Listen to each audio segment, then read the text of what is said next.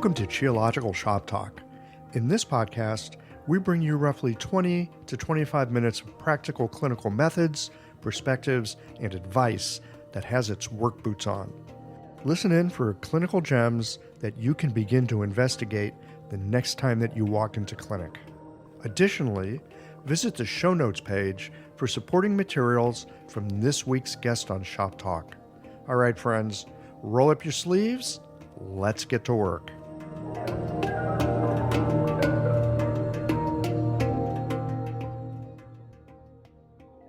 This episode of Shop Talk is brought to you by LASA OMS, your clinic's partner in wellness. Later in the show, listen for a special offer from LASA to help you with all the transitions your patients face. The information shared on this podcast is for educational purposes only and is not intended as medical advice.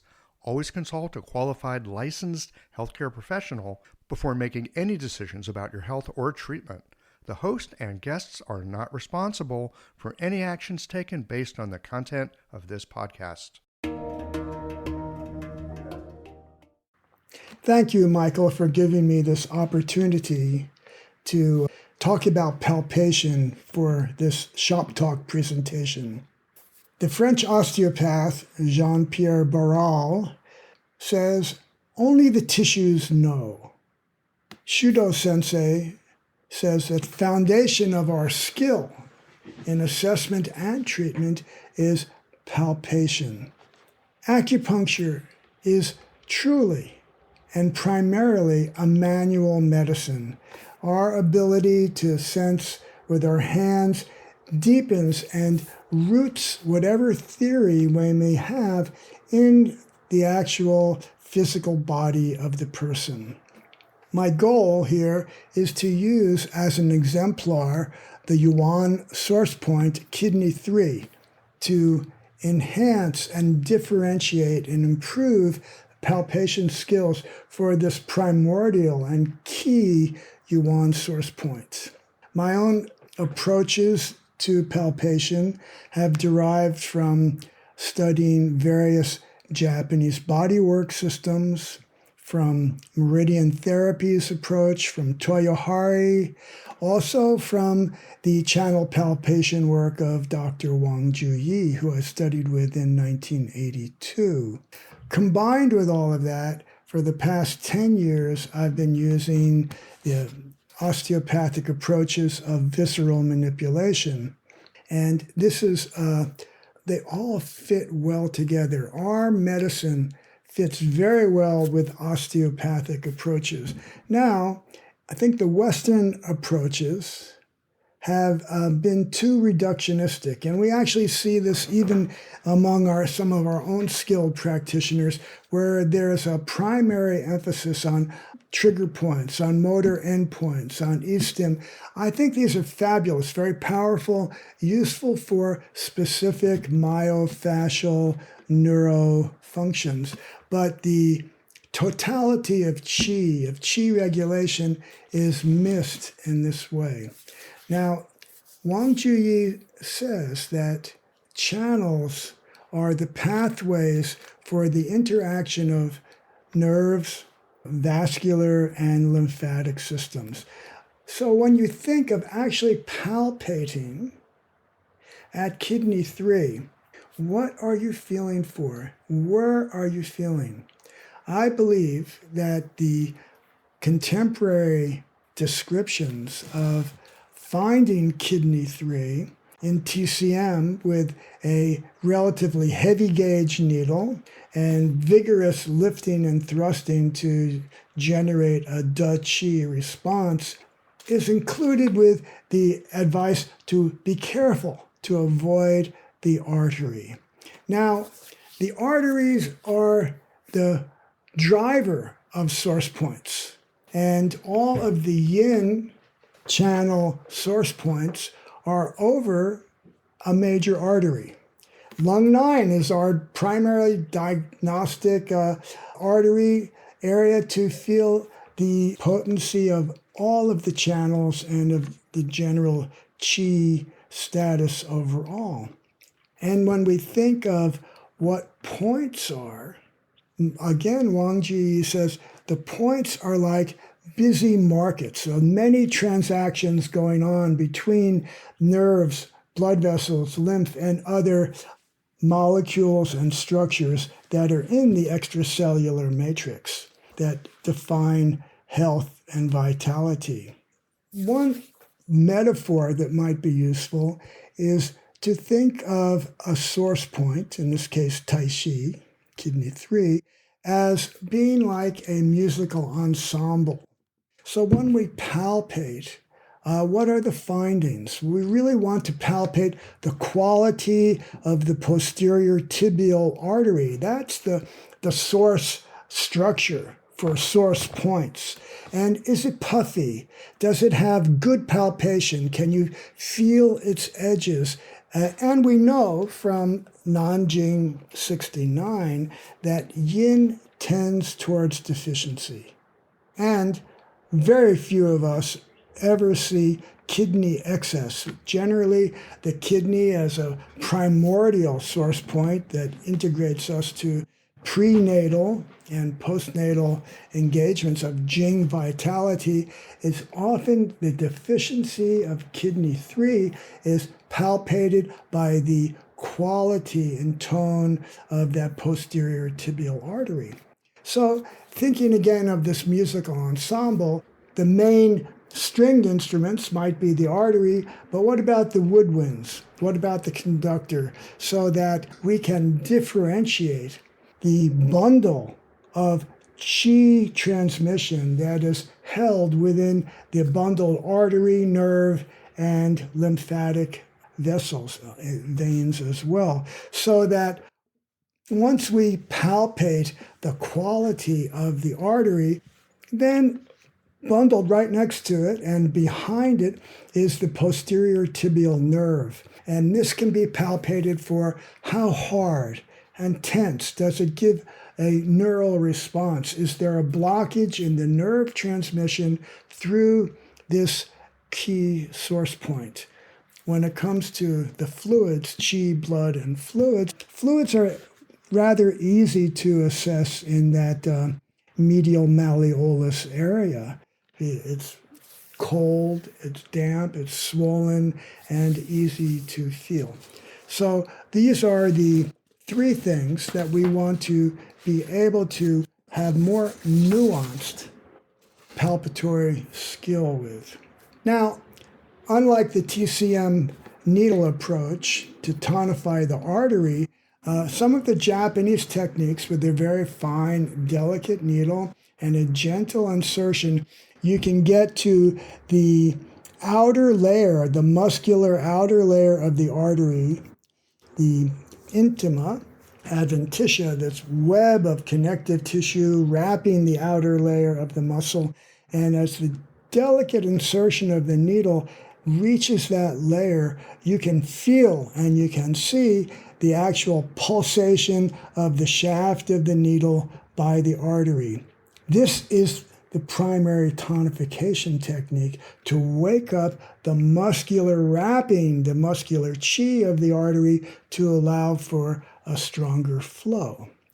So that is how the first level of treating yin deficiency in the kidney 3 artery is to get a good sense of the needle waking up and sparking the potency of that artery. Next, we want to assess the quality and tone of its partner, the posterior tibial nerve. So this is a very different palpatory experience. When you feel the kidney 3 artery, it's often soft, doesn't have a lot of tone. You may be able to feel its edges and boundaries. When you come over that artery medially, and maybe you'll hook it with the nail of your middle finger, index finger, the nerve is like a fishing line, a thread, and it's small and discrete in a way which is very different than the artery. So we can feel the degree of tension and fixation in that artery. The artery has to be able to glide as joint movements extend and contract. So that is the posterior tibial nerve, when you have your fingers on it, are you able to have a sense of movement medially and laterally? And the treatment of that in the osteopathic initial approach, which is very similar to the Japanese, and particularly in Sotai movement therapy, go with the ease. So is there more medial movement? Let's encourage that and see if we can get the artery, the nerve, to have a greater lateral medial range of motion and get it to soften and be a little more pliable. Then compressing gently on the nerve. And by the way, nerves and arteries really dislike direct, hard compression. They both, in their essential chi dynamic, discharge distally towards the end. So when we get on that nerve and you compress it a couple of times, not so different than when someone's taking blood, how they'll want to wake up the vein to have a little more tone. And you compress, stay connected as you release, and often the positive response will be a sensation of discharge distally. You're not moving your finger, but you can feel a movement down in a way. So this is how we would support opening and the free flow of nerve chi through the kidney 3 source point.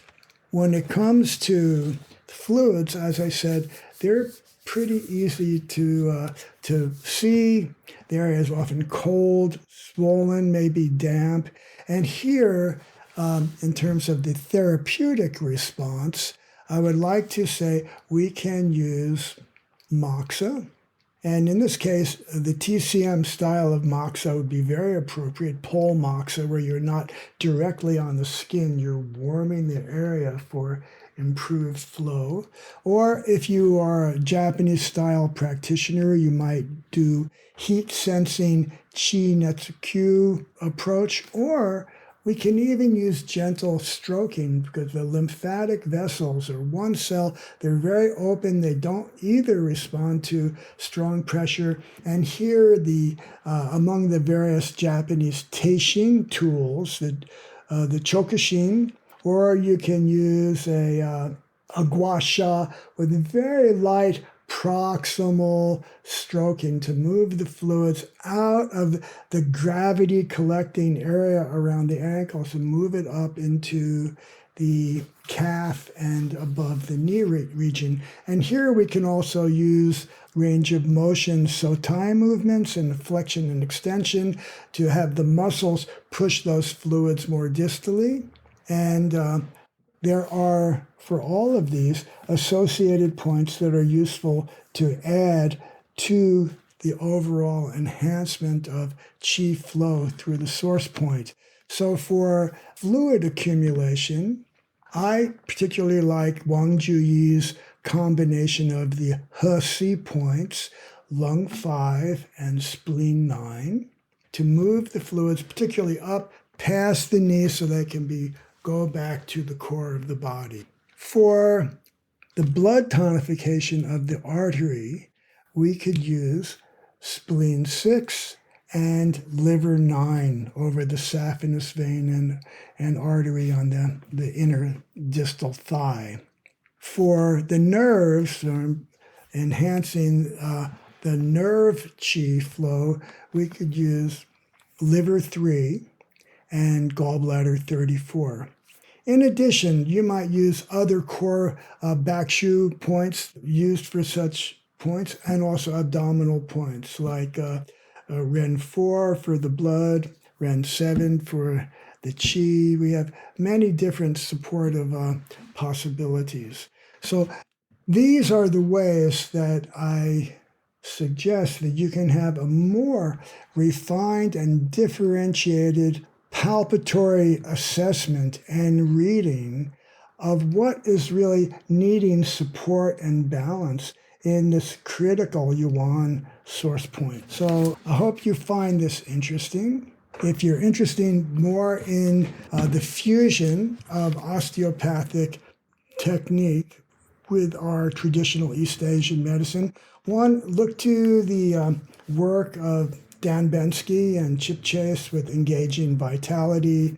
And you can go to, in the shop notes, my partner and I, Mark Petruzzi, are doing a Chi Blood and Fluids seminar in Honolulu, August 11th, 12th, and 13th, where we really go into great depth with building these skill sets to differentiate the totality of Qi involving the reciprocal dynamic interrelations of nerves, blood vessels, and lymph that represent within the body the totality of a Qi status.